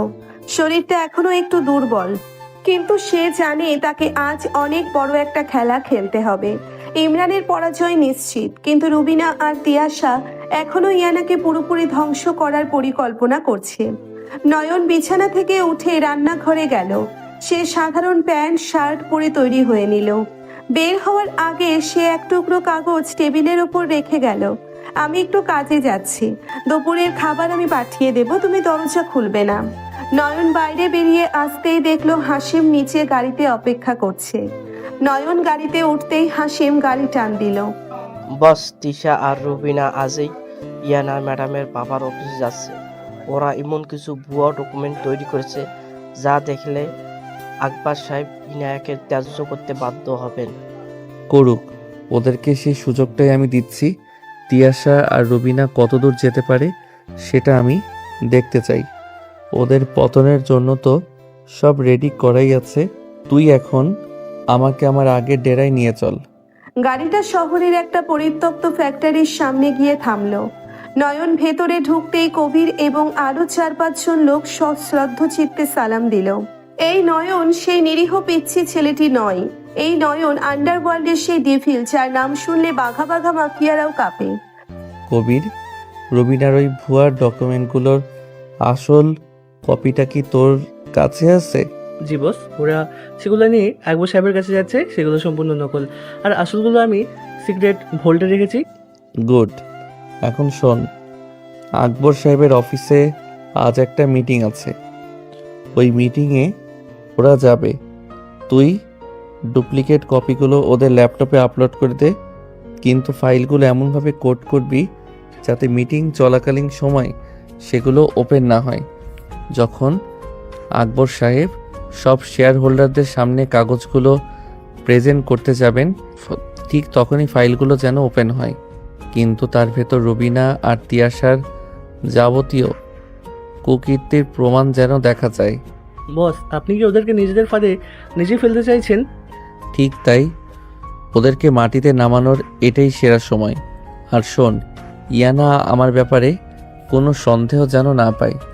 ও যেন ভাবে যে সবটা কোনো দৈব ঘটনা। নয়ন আবার সেই নিরীহ বেশে ফিরে এলো। তার চুলে একটু জেল লাগানো, পোশাকটা একটু ঢিলেঢালা করলো, ফিরে এলো সেই ভাঙা ঘরে। ইয়ানা ততক্ষণে ঘুম থেকে উঠে গেছে। নয়নকে দেখে এসে চিৎকার করে উঠল। তুই কোথায় গিয়েছিলি? আমি ঘুম থেকে উঠে তোকে না দেখে ভয় পেয়ে গেছিলাম। আমি তো আপনার জন্য ওষুধ আনতে গিয়েছিলাম। দেখুন তো আপনার শরীরটা কেমন লাগছে। নয়ন ইয়ানার কপালে হাত দিল। ইয়ানা নয়নের হাতটা সরিয়ে দিয়ে একটু লজ্জা পেল। আমার ঠিক আছে, তুই খেয়েছিস? না, আপনি খেয়ে নিন, আমি খাবো। ইয়ানা নয়নকে আর কিছু জিজ্ঞেস করলো না, কিন্তু তার মনের ভেতর খচখচানি কমছে না। রুবিনা চাচির একটি ফোন এসেছে সকালে। চাচি তাকে বলেছে সে আজই আকবর সাহেবকে প্রমাণ দেবে যে নয়ন একজন চোর এবং সে ইয়ানাকে ধোঁকা দিচ্ছে। ইয়ানার বুকটা ধড়পড় করছে। সে কি নয়নকে সত্যিই বিশ্বাস করতে পারছে? নয়ন শোন, আমাকে আজ বাড়িতে যেতে হবে। আমার বাবার সাথে আমার দেখা করতে হবে। কেন? ওরা আপনাকে অপমান করবে? করুক, তাও আমার যেতে হবে। আমি জানতে চাই ওরা আমার বিরুদ্ধে আর কি কি মিথ্যা সাজিয়েছে। তুই আমার সাথে চলবি? কিন্তু কোনো কিন্তু না, চল। ইয়ানা আর নয়ন আকবর সাহেবের অফিসে গিয়ে পৌঁছলো। অফিস জুড়ে তখন গম্ভীর পরিবেশ। বোর্ড মিটিং চলছে। ইয়ানা সোজা ভেতরে ঢুকে গেল। ভেতরে আকবর সাহেব, রুবিনা, তিয়াশা আর ইমরান সবাই উপস্থিত। রুবিনার হাতে এক গাদা ফাইল। তুই এখানে কেন এসেছিস জিয়ানা? ওই ভিখারিটার সাথে নিয়ে লজ্জা করে না তোর? লজ্জা আপনাদের করা উচিত বাবা। আপনারা কি প্রমাণ পেয়েছেন তা আমার সামনে বলুন। আমি কোনো ভুল করিনি। ইয়ানা, আমাদের উপর চিৎকার করিস না। এই দেখ, এই ফাইলগুলোই সাক্ষী দিচ্ছে যে তুই এই ছেলেটাকে নিয়ে আমার সব সম্পদ নয়ছয় করার প্ল্যান করেছিস। এমনকি এই ছেলেটা একটা চোর। রুবিনা ল্যাপটপটা ওপেন করতে গেল। আকবর সাহেব গম্ভীর গলায় বললেন, ডিপ্লে করো, দেখি ওর চরিত্র কেমন। নয়ন ইয়ানার পেছনে দাঁড়িয়ে আছে। তার চোখে মুখে কোনো ভয় নেই, বরং এক অদ্ভুত প্রশান্তি। রুবিনা ল্যাপটপটা প্রজেক্টরে কানেক্ট করলো। ল্যাপটপের স্ক্রিন প্রজেক্টরে বড় করে ভেসে উঠল। এই যে দেখুন, এখানে ইয়ানার স্বাক্ষর করা সব পেপার আছে। কিন্তু যেই সে ফাইলটা ওপেন করতে গেল, প্রজেক্টরে ফাইলগুলো ওপেন হলো ঠিকই, কিন্তু সেখানে ইয়ানার স্বাক্ষর করা কোনো পেপার নেই। সেখানে ভেসে উঠল রুবিনা আর শফিকের কথোপকথনের অডিও ভিডিও ক্লিপ, যেখানে তারা ইয়ানাকে পাগল প্রমাণ করার ষড়যন্ত্র করছে। এ কি? এগুলো মানে কি রুবিনা? না না, এটা আমাদের ফাইল না। এটা কিভাবে হলো? তিয়াশা, তুই কি করেছিস এসব? আম্মু, আমি তো কিছু জানি না, ফাইল তো তুমি বান্ডেল করছো। আকবর সাহেব গর্জে উঠলেন। তিনি ফাইলগুলো চেক করতে শুরু করলেন। তাতে ইয়ানাকে ছোট করার প্রমাণের বদলে রুবিনা আর তিয়াশার জালিয়াতির সব তথ্য প্রমাণ বেরিয়ে আসতে লাগলো। কোম্পানির টাকা কিভাবে তারা বিদেশে পাচার করেছে তার লিস্ট বেরিয়ে এলো। তোরা আমার এত বড় সর্বনাশ করলি। আর ইয়ানা, আমি তোকে ভুল বুঝেছিলাম। আকবর সাহেবের হাত থেকে চশমাটা নিচে পড়ে গেল। ইয়ানা স্তব্ধ হয়ে সব দেখছে। সে জানে না এটা কিভাবে হলো, কিন্তু তার মনের কোণে কোথাও একটা সন্দেহ দানা বাঁধছে। সে নয়নের দিকে তাকালো। নয়ন তখন জানালার দিকে তাকিয়ে আছে, যেন এই ঘটনার সাথে তার কোনো সম্পর্ক নেই। নয়ন, এই ঘটনা কি তুই করেছিস? তুই কিভাবে পারলি? তুই তো জানতেই না ওরা কি ফাইল রেডি করেছে। আঙ্কেল, এটা কোনো একটা ভুল বোঝাবুঝি। রুবিনা আন্টি এমনটা করতে পারেন না। তুই চুপ কর ইমরান। তোদের দুজনেরই আমি আসল রূপ বুঝে গেছি। তোদের জন্যই আজ আমার মেয়ের সাথে আমার সম্পর্ক খারাপ হয়েছে। তোদের সব শেয়ার আমি এই মুহূর্তে বাতিল করছি। না ভাইজান, আপনি এমনটা করবেন না। ইয়ানা, তুই কিছু বল। তুই তো আমাকে মা বলতিস। মা হওয়ার যোগ্যতা আপনারা কবেই হারিয়েছেন চাচি। যে মেয়েকে তার বাবা অপমান করে বের করে দেয়, সেই মেয়ের কষ্ট আপনারা আনন্দ হিসেবে নিয়েছিলেন। আজ নিজেরা বিপদে পড়লে মাটা খুঁজে পাচ্ছেন। আকবর সাহেব চেয়ার থেকে উঠে ইয়ানার সামনে এলেন। তার দুই চোখ ভিজে গেছে। আমাকে মাফ করে দে মা, আমি টাকার মোহে অন্ধ হয়ে গিয়েছিলাম। তোকে আমি কোনোদিন নিজের মেয়ে হিসাবে দেখতে পারিনি। আমি দেখেছি আমার অহংকারের অংশ হিসাবে। বাবা, ক্ষমা চাইবেন না। আপনি ভুল করেছেন, সেই ভুলের সাজা আপনি পেয়ে গেছেন, কিন্তু এখন আমার কি করা উচিত তা আমি নিজেই জানি। ইয়ানা, নিচে চলো এখান থেকে। এখানে আর থাকার মানে নেই। ইয়ানা, এই ছেলেটাকে তুই ওকে বিয়ে করেছিস? জি বাবা, সে আমার স্বামী নয়ন। আকবর সাহেব নয়নের দিকে তাকালেন। নয়নের শান্ত নিরীহ মুখটা দেখে তিনি অবাক হলেন। তিনি তো ভেবেছিলেন মেয়ে কোনো বকাটে ছেলে বিয়ে করেছে, কিন্তু এই ছেলেটার চোখে মুখে এক অদ্ভুত আভিজাত্য। নয়ন, তুই ইয়ানাকে ভালো রেখো। আমি জানি না তুমি কে, কিন্তু ইয়ানা তোকে নিয়ে এসেছে মানে ওর কিছুই তো একটা বিশেষ গুণ তুই দেখেছিস। জি আঙ্কেল, আমি ওকে আমার জীবনের চেয়েও বেশি ভালোবাসি। নয়ন আর ইয়ানা অফিস থেকে বেরিয়ে এলো। বাইরে তখন প্রচুর রোদ। ইয়ানা নয়নের হাতটা ধরলো। নয়ন, তুই কি আজ ওই ফাইলগুলো বদলে দিয়েছিলি? আপনি কি বলছেন ইয়ানা? আমি তো আপনার পেছনে দাঁড়িয়েছিলাম। আপনি তো দেখলেন ল্যাপটপ তো রুবিনা চাচির হাতে ছিল। আমি জানি না তুই কিভাবে করেছিস, কিন্তু আমি জানি তুই কিছু একটা করেছিস। তুই কে নয়ন? তুই তো কোনো সাধারণ ছেলে না। আমি একজন সাধারণ ছাত্র যে আপনাকে ভালোবাসে। আপনার মনে এই সন্দেহগুলো কেন আসছে ইয়ানা? আপনি কি আমাকে বিশ্বাস করেন না? বিশ্বাস করি, কিন্তু তুই যেভাবে আমাকে সব বিপদ থেকে বাঁচাচ্ছিস তাতে আমার মনে হচ্ছে আমি তোর মতো একটা মানুষকে ডিজার্ভ করি না। আমাকে ডিজার্ভ করার জন্য শুধু ভালোবাসা লাগে, আর কিছু না। চল, আজ খুব ভালো করে খাবো। অনেক দিন পর আপনার বাবার কোম্পানি থেকে আপনি মুক্তি পেয়েছেন, আজ সেলিব্রেশন হবে। নয়ন ইয়ানাকে নিয়ে একটা রেস্টুরেন্টে গেল। সেখানে তারা অনেকক্ষণ গল্প করলো, কিন্তু হঠাৎ ইয়ানার ফোনে একটা কল এলো। অচেনা নাম্বার। হ্যালো, কে বলছেন? ইয়ানা ম্যাম, আমি ইন্সপেক্টর রফিক বলছি। আপনার স্বামীর ব্যাপারে কিছু তথ্য আমাদের কাছে এসেছে, আপনি কি একটু দেখা করতে পারবেন? আমার স্বামীর ব্যাপারে কি তথ্য? ওনার আসল পরিচয় আমাদের কাছে পরিষ্কার না। উনি যা দেখাচ্ছেন উনি তা নন। আপনি কি আপনার স্বামীর ব্যাপারে পুরো সত্যটা জানেন? আমি আসছি, আমাকে সময় দিন। ইয়ানা ফোনটা কেটে দিল। তার হাত কাঁপছে। নয়ন কফিতে চুমুক দিয়ে খুব স্বাভাবিক ভঙ্গিতে বলল, কার ফোন ছিল ইয়ানা? এক পুলিশ অফিসারের। তারা বলছে আমার তোর ব্যাপারে কিছু সন্দেহ আছে। সন্দেহ? কিসের সন্দেহ? আমি জানি না, আমি আজ দেখা করব। আমি সব সত্যি জানতে চাই নয়ন। রফিক, তুই আমার রানীকে আমার বিরুদ্ধে উস্কে দিচ্ছিস? তোর ধৃষ্টতা তো কম না।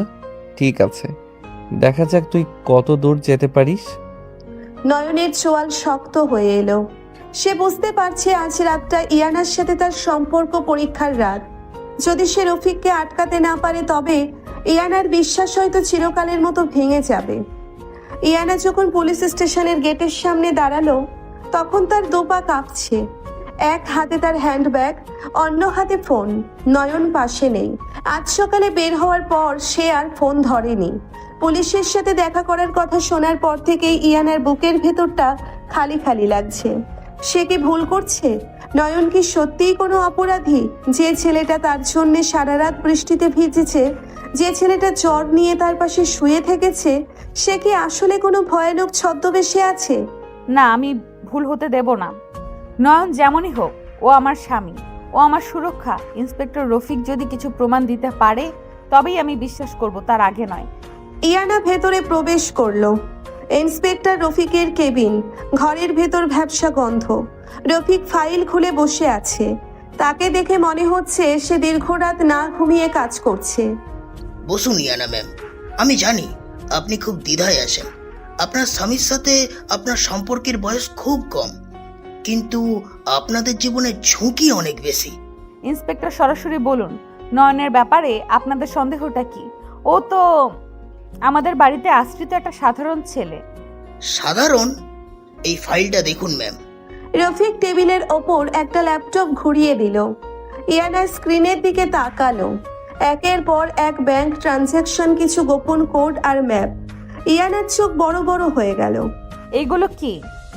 এইগুলো তো সব সুইজারল্যান্ড আর কেইমেন আইসল্যান্ডের ব্যাংক অ্যাকাউন্ট, কিন্তু এগুলোর সাথে নয়নের সম্পর্ক কি? নয়ন যে ছেলেটাকে আপনি চিনেছেন, সেই নামে কোনো সরকারি রেকর্ড নেই ম্যাম। ওর আসল নাম আন্ডারওয়ার্ল্ডে ডেভিল। গত 5 বছরে যতগুলো সাইবার ক্রাইম হয়েছে, যার মাধ্যমে বড় বড় কর্পোরেট হাউস ধসে পড়েছে, তার পিছনে এই নয়নের আইপি অ্যাড্রেস পাওয়া গেছে। অবাক হওয়ার বিষয় কি জানেন? নয়ন যেদিন থেকে আপনাদের বাড়িতে আশ্রিত হিসাবে থাকতে শুরু করেছে, সেদিন থেকে আপনার বাবার কোম্পানির সব গোপন তথ্য ফাঁস হওয়া বন্ধ হয়ে গেছে এবং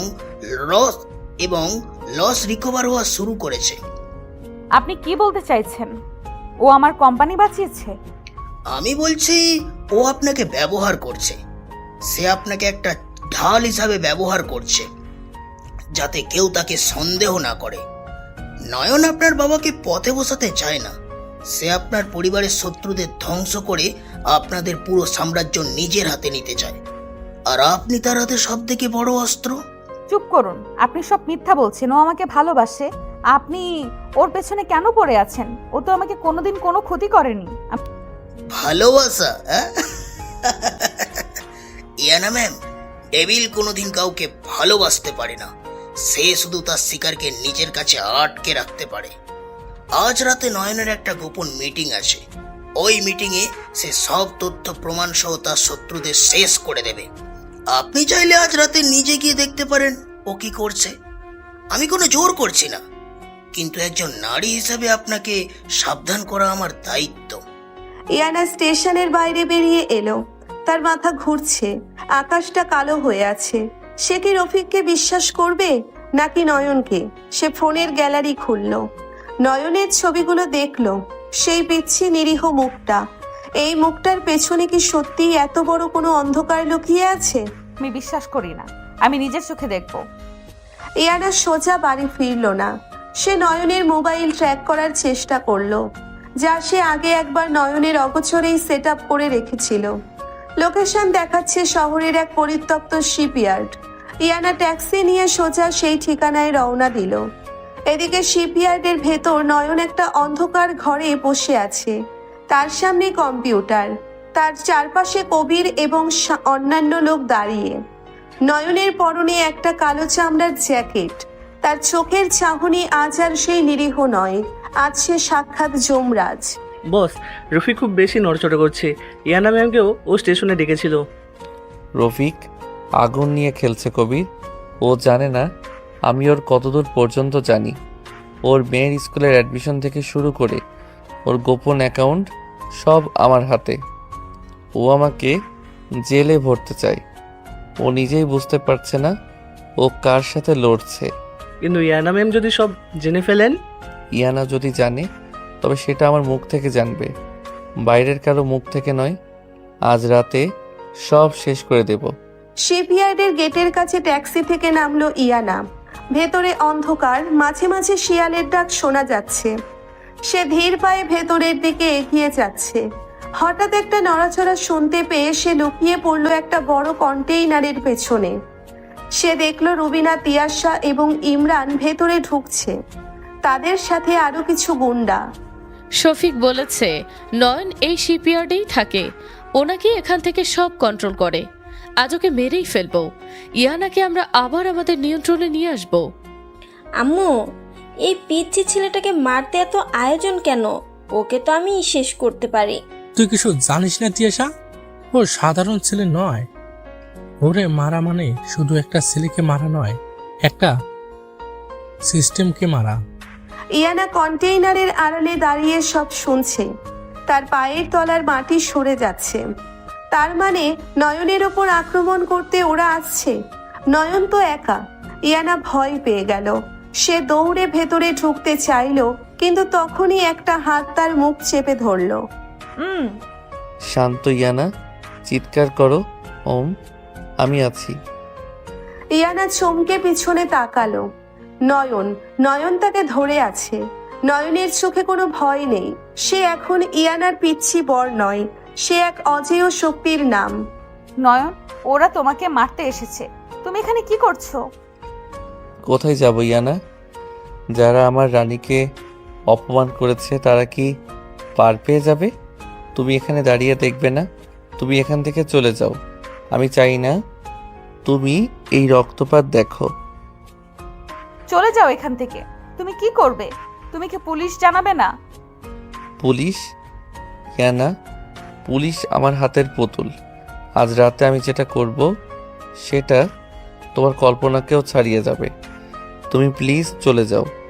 নয়ন ইয়ানাকে ধাক্কা দিয়ে সরিয়ে দিয়ে অন্ধকারের ভেতর মিলিয়ে গেল।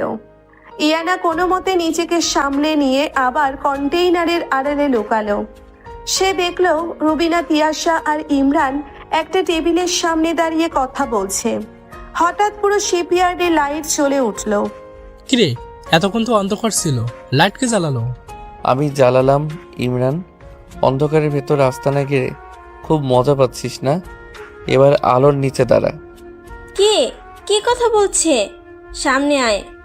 ওপরের একটা ক্রেনের ওপর থেকে নয়ন নিচে লাফিয়ে পড়ল। তার পরনে সেই কালো জ্যাকেট, চোখে কালো সানগ্লাস। সে এখন আর বাড়ির সেই আশ্রিত নিরীহ ছেলেটি নয়, সে আন্ডারওয়ার্ল্ডের ডেভিল। তার হাতের রিভলভারটা ঘুরছে। নয়ন, তুই তুই এখানে কি করছিস? তোর সাহস তো কম না, আমাদের সাথে লড়বি? লড়াইয়ের কথা বাদ দে রুবিনা, তোদের সাথে লড়লে আমার সম্মান যাবে। আমি তোদের বিচার করতে এসেছি। আজ আমার রানীর চোখের এক ফোঁটা পানির মূল্য তোদের পুরো পরিবারের সম্পত্তির চেয়েও বেশি। ফাজিল ফুলা, এত বড় সাহস! ধর তোরা ওকে। গুন্ডারা নয়নের দিকে তেড়ে গেল। ইয়ানা কন্টেইনারের আড়াল থেকে দেখছে নয়ন কেমন করে একটা বাঘের মতো লড়ছে। তার প্রতিটি মুভমেন্ট এত নিখুঁত, এত দ্রুত যে কেউ তাকে ধরতেই পারছে না। নয়ন কোনো বন্দুকের গুলি ব্যবহার করলো না। সে শুধু তার শারীরিক দক্ষতা দিয়ে গুন্ডাদের একে একে মাটিতে আছাড় মারছে। এটা কি আমার নয়ন? এই পিচ্চি ছেলেটা এত শক্তিশালী? ও আসলে কোনো মার্শাল আর্ট মাস্টার? ও কি কোনো মার্শাল আর্ট মাস্টার? নয়ন লড়তে লড়তে রুবিনার সামনে এসে দাঁড়ালো। রুবিনা ভয়ে কাঁপছে। ইয়ানাকে পাগল প্রমাণ করার নাটক করেছিলে তাই না? এই নে তোর বানানো সব ফাইল আমার ল্যাপটপে। এবার তুই নিজেই পাগল হয়ে যা। নয়ন তার ল্যাপটপটা রুবিনার সামনে মেলে ধরল। ল্যাপটপে রুবিনার নিজের করা জালিয়াতির ভিডিও চলছে। তিয়াশা আর ইমরান দুজনেই থমকে গেল। এটা কি করে সম্ভব? তুই এসব কিভাবে জানলি? তুই তো আমাদের বাড়িতে থাকা একটা আশ্রিত কাজের ছেলে মাত্র। আশ্রিত ছেলে? আমি তোদের মতো গাধাদের পড়াশোনা করাই ইমরান। ইয়ানা আমার সব, আর আমার সবের ওপর যে নজর দেবে তাকে আমি এই পৃথিবীতে আর থাকতে দেব না। নয়ন ইমরানকে সজোরে একটা ঘুষি মারল। ইমরান ছিটকে পড়ল। নয়ন এবার ইয়ানার দিকে একবার তাকালো। ইয়ানা অন্ধকারে দাঁড়িয়ে কাঁপছে। নয়ন জানে ইয়ানা দেখছে, সে জানে এই মুহূর্তটা ইয়ানার মনের ভেতর কোনো দাগ ফেলবে, কিন্তু তার কিছু করার নেই। তুই মরবি নয়ন। পুলিশ আসছে। পুলিশ আমাকে ফোন করেছে। পুলিশ? রফিক? সে তো আসার পথেই অ্যাক্সিডেন্ট করেছে। তার গাড়ির ব্রেক আমি কাল রাতেই কেটে দিয়েছিলাম। সে এখন হাসপাতালে। তোরা কার উপর ভরসা করে আছিস? ইয়ানা এবার আর স্থির থাকতে পারল না। সে কন্টেইনারের আড়াল থেকে বেরিয়ে এলো। থামো নয়ন, থামো। নয়ন ইয়ানাকে দেখে থমকে গেল। তার সব টেভিল ভাবসাব মুহূর্তে যেন বাষ্প হয়ে উড়ে গেল। সে ইয়ানার দিকে তাকাতেই তার চোখের কোণায় আবার সেই অসহায়ত্ব ফুটে উঠল। ইয়ানা, তুমি এখানে? আমি তো তোমাকে বললাম চলে যেতে। আমি চলে যাব না নয়ন। তুমি এগুলো কি করছো? এই মারামারি, এই আন্ডারওয়ার্ল্ড, এসব কি? তুমি কি সত্যি কোনো অপরাধী? আমি অপরাধী নই ইয়ানা। আমি জাস্ট ওদের সাথে ওদের ভাষায় কথা বলছি। এরা তোমাকে মারতে চেয়েছিল, এরা তোমাকে শেষ করে দিতে চেয়েছিল। আমি কি চুপচাপ দেখব? ইয়ানা, বিশ্বাস করিস না ওকে, ও একটা খুনি, ও আমাকে মেরে ফেলবে। তুই চুপ কর ইমরান, তোর কথা আমি আর শুনতে চাই না। নয়ন, তুমি কি আমাকে সত্যি বলনি তুমি কে? কেন তুমি আমার সাথে এত বড় অভিনয় করলে? অভিনয় করি নিয়ানা, আমি তোমাকে ভালোবেসেছি। তুমি যখন বৃষ্টিতে ভিজতে, যখন তুমি কান্না করতে, আমি সব দেখেছি। আমার খুব ইচ্ছা হতো তোমাকে জড়িয়ে ধরি, তোমাকে বলি আমি আছি, কিন্তু আমি জানতাম আমি যদি আমার আসল রূপটা দেখাই তুমি ভয় পাবে, তুমি আমাকে ঘেন্না করবে। তাই আমি তোমার আশ্রিত পিচ্ছি বর হয়ে তোমার পাশে ছিলাম। ইয়ানা নয়নের দিকে এগিয়ে গেল। সে নয়নের চোখের পানি নিজের হাত দিয়ে মুছে দিল। তুমি কি মনে করো আমি ভয় পাবো? আমি আজ প্রথম দেখলাম একজন ছেলে তার ভালোবাসার মানুষকে পাওয়ার জন্য কত দূর যেতে পারে। তুমি কি অপরাধী? হ্যাঁ তুমি অপরাধী, কিন্তু কার জন্য? আমার জন্য। আপু, তুই পাগল হয়ে গেছিস? ও তো ক্রিমিনাল। চুপ কর তিয়াশা, ক্রিমিনাল কে সেটা সময় বলবে। আজ রাতে নয়ন কাউকে মারবে না। নয়ন, চলো এখান থেকে।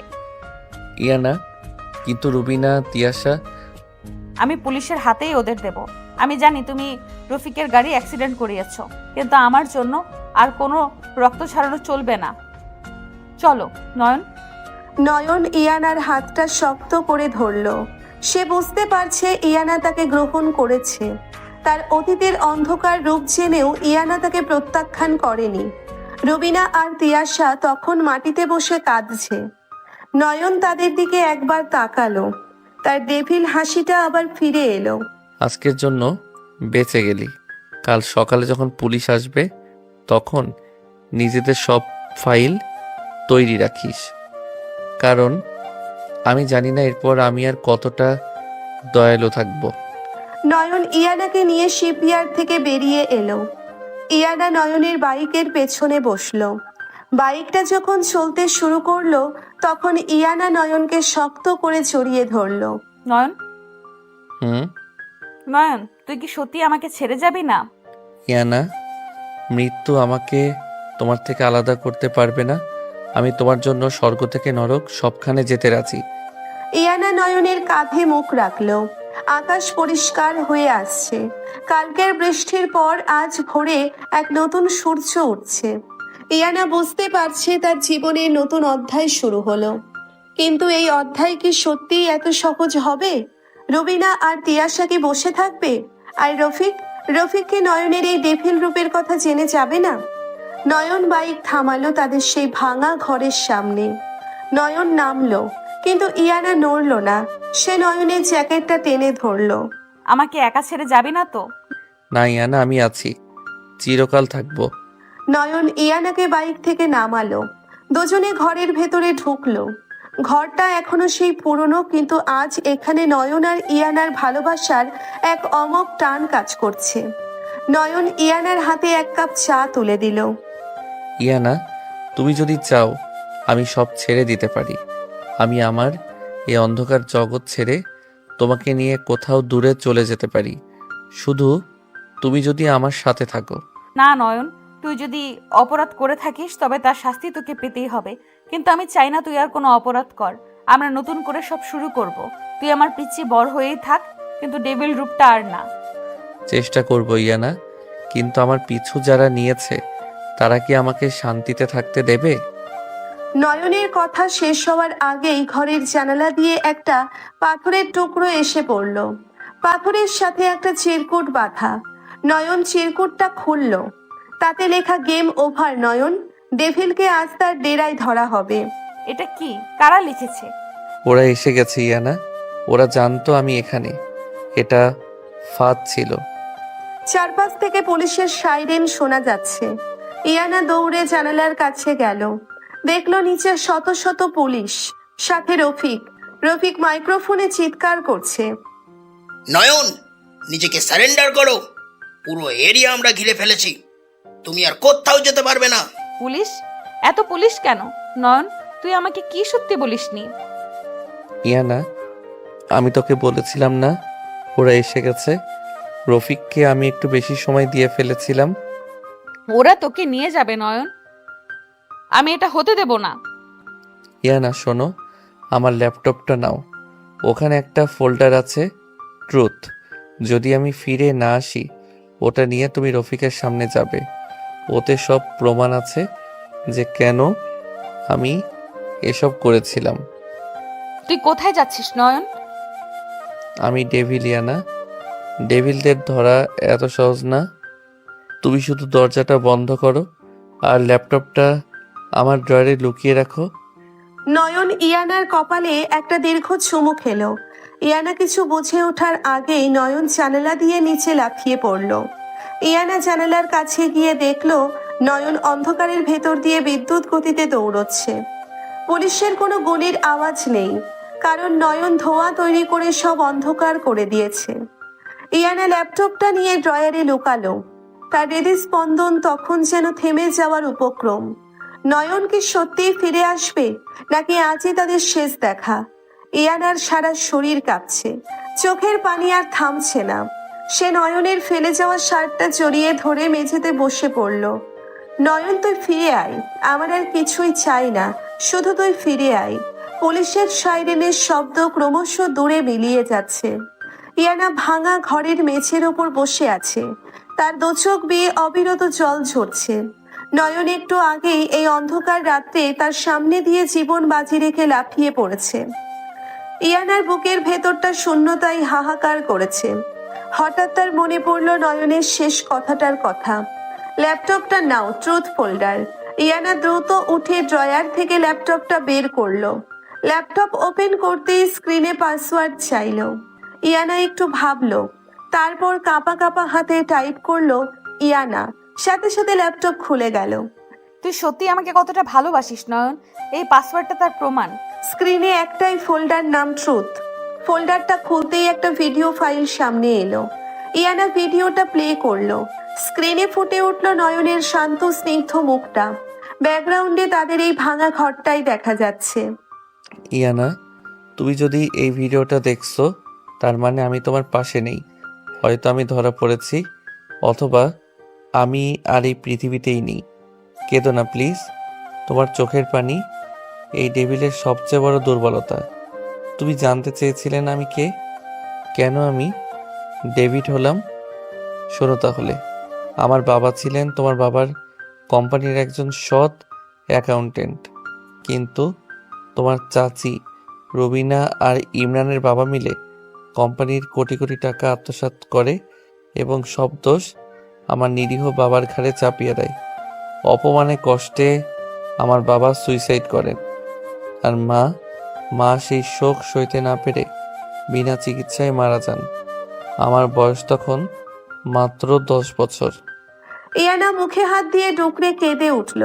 তার বাবার কোম্পানিতে এত বড় একটা অবিচার হয়েছিল আর কেউ টেরও পায়নি। আমি রাস্তায় রাস্তায় ঘুরেছি ইয়ানা, কেউ আমাকে এক মুঠো ভাত দেয়নি। তখন আমি ঠিক করি এই শহরের সব দুর্নীতিবাজ কর্পোরেটদের আমি শেষ করব। আমি সাইবার দুনিয়ার সব জ্ঞান অর্জন করি, আমি হয়ে উঠি ডেভিল।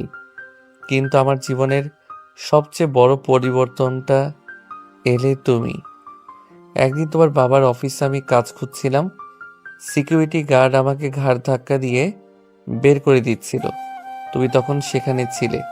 তুমি ওই গার্ডকে ধমক দিয়ে আমাকে একটা প্যাকেট খাবার আর কিছু টাকা দিয়েছিলে। তুমি সেদিন আমার চোখের দিকে তাকিয়ে একটা মিষ্টি হাসি দিয়েছিলে। ওই হাসিটাই আমাকে বাঁচিয়ে রেখেছিল ইয়ানা।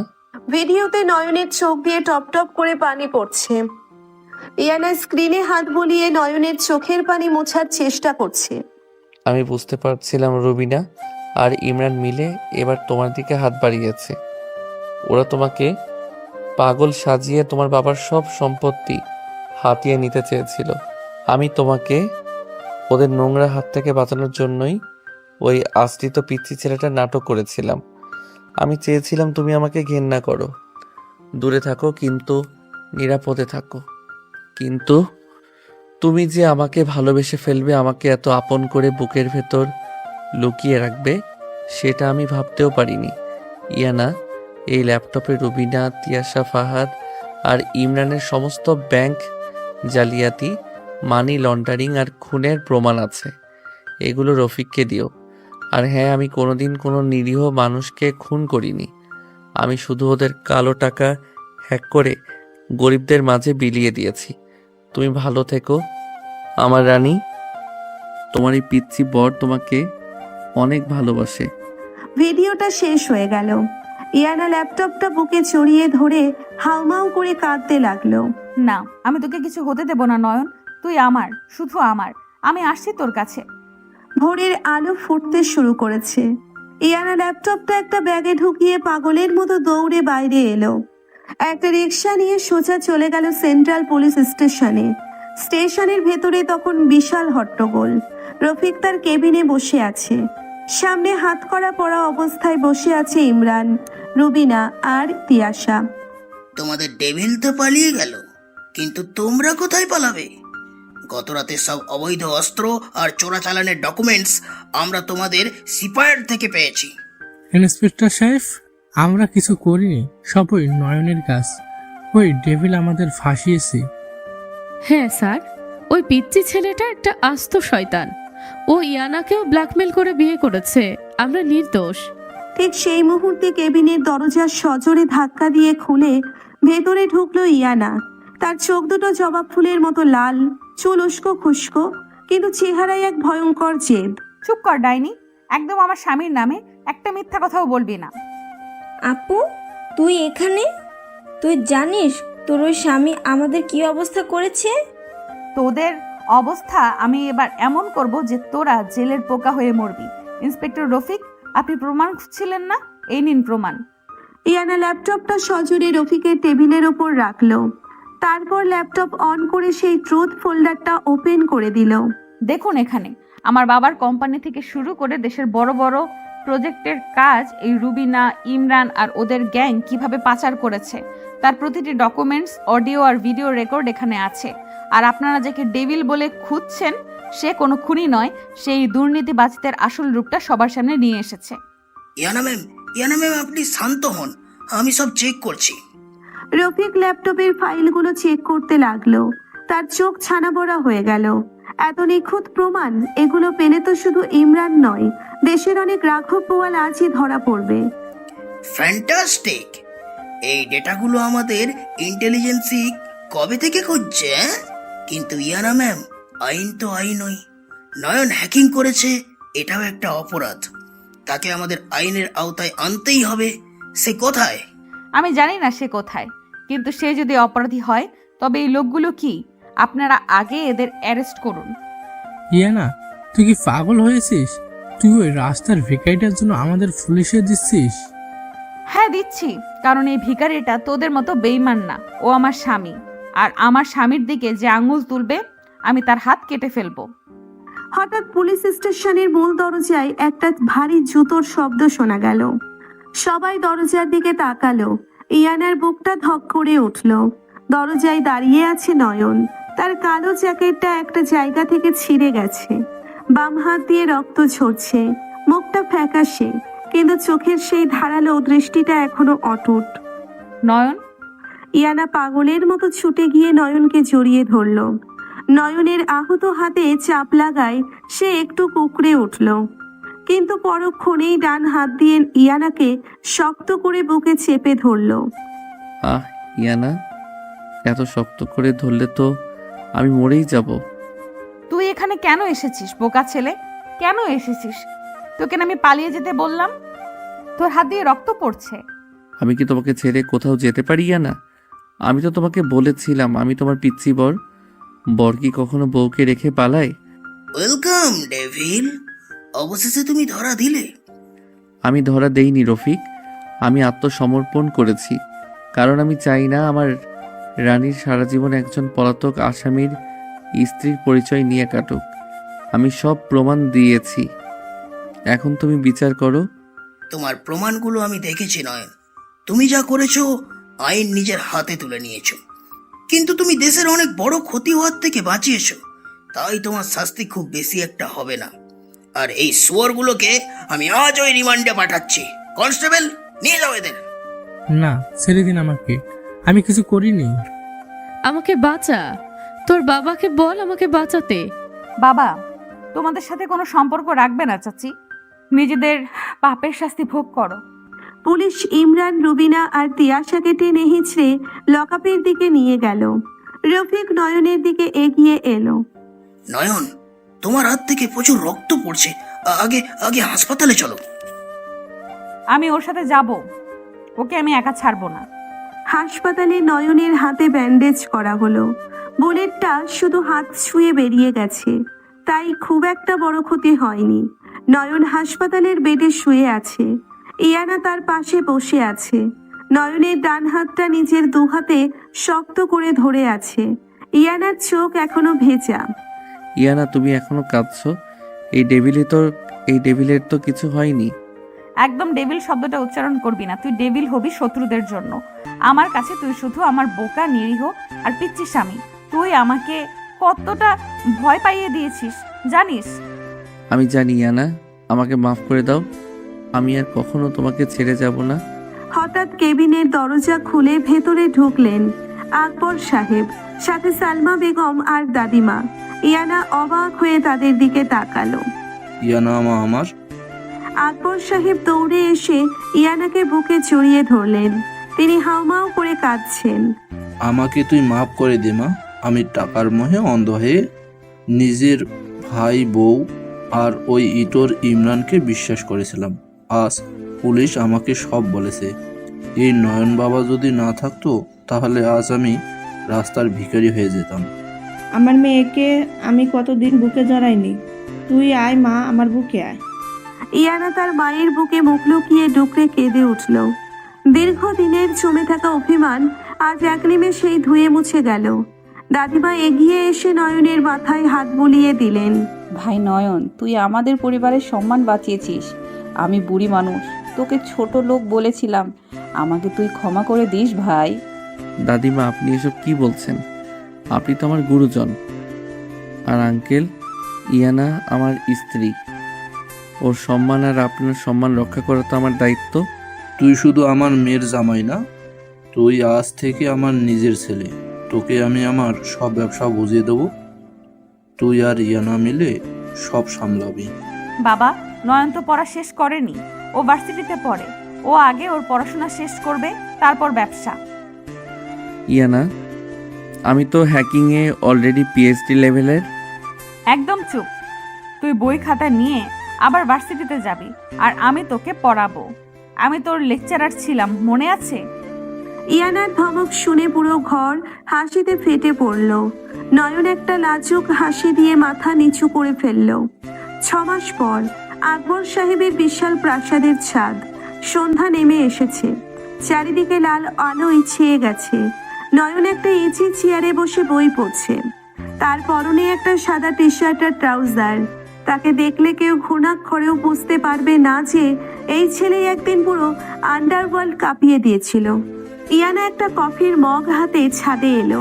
তার পরনে একটা নীল শাড়ি, চুলগুলো খোলা, বাতাসে চুলগুলো উড়ছে। কি রে পিচ্ছি, সারাদিন বইয়ে মুখ বুজে আছিস কেন? তোর কি বউয়ের দিকে তাকানোর কোনো সময় নেই? নয়ন মুচকি হেসে বইটা বন্ধ করে টেবিলে রাখলো। সে ইয়ানার হাত থেকে কফির মগটা নিয়ে নিচে রাখলো এবং ইয়ানার কোমর ধরে তাকে নিজের কোলের ওপর বসিয়ে নিল। আমার বউ তো এত সুন্দর যে তার দিকে তাকালে আমার আর বইয়ের পাতায় মন বসবে না। তখন যদি পরীক্ষায় ফেল করি, তুমি তো আমাকে বাড়ি থেকে বের করে দেবে। ফাজিল হয়েছিস খুব, তাই না? ইয়ানা নয়নের কলার ধরে একটা আলতো টান দিল। নয়ন ইয়ানার চোখের দিকে তাকালো। সেই চোখে এখন আর কোনো অভিমান নেই, আছে শুধু এক গভীর সমুদ্রের মতো ভালোবাসা। ইয়ানা, তুমি আমাকে কতটা ভালোবাসো? জানি না, তবে এটুকু জানি, তুই যদি আবার ওই অন্ধকার জগতে ফিরে যাস, আমি তোকে নিজের হাতে খুন করব। এই তো আমার রাগী বউ। আমি কোথাও যাব না ইয়ানা। আমার পুরো জগৎ তো এখন তোমার এই চোখের মাঝেই আটকে আছে। নয়ন খুব আলতো করে ইয়ানার কপালে একটা চুমু খেলো। ইয়ানা চোখ বন্ধ করে নয়নের বুকে মাথা রাখলো। নয়নের বুকের ধুকপুকানি শুনতে শুনতে ইয়ানা ফিসফিস করে বলল, জানিস নয়ন, তুই আসলে একটা ডেভিল। তুই খুব সপ্তপর্ণে আমার রাগী মনের সব অভিমান হ্যাক করে নিয়েছিস। তুই আমার সেই পিচ্চি ডেভিল বর, যাকে ছাড়া আমি এক মুহূর্ত বাঁচতে পারবো না। আর তুমি আমার সেই সিনিয়র বউ, যার একটু হাসির জন্য এই ডেভিড পুরো দুনিয়া জ্বালিয়ে দিতে পারে। শেষ বিকেলের পরন্ত রোদ তাদের দুজনকে আষ্টে পৃষ্ঠে জড়িয়ে ধরল। দীর্ঘ কষ্ট, অপমান আর ভুল বোঝাবুঝির পর অবশেষে ভালোবাসা তার আপন ঠিকানা খুঁজে পেল। এক নিরীহ ডেভিলের নিঃস্বার্থ ভালোবাসা জয় করে নিল এক রাগী অভিমানী মেয়ের হৃদয়।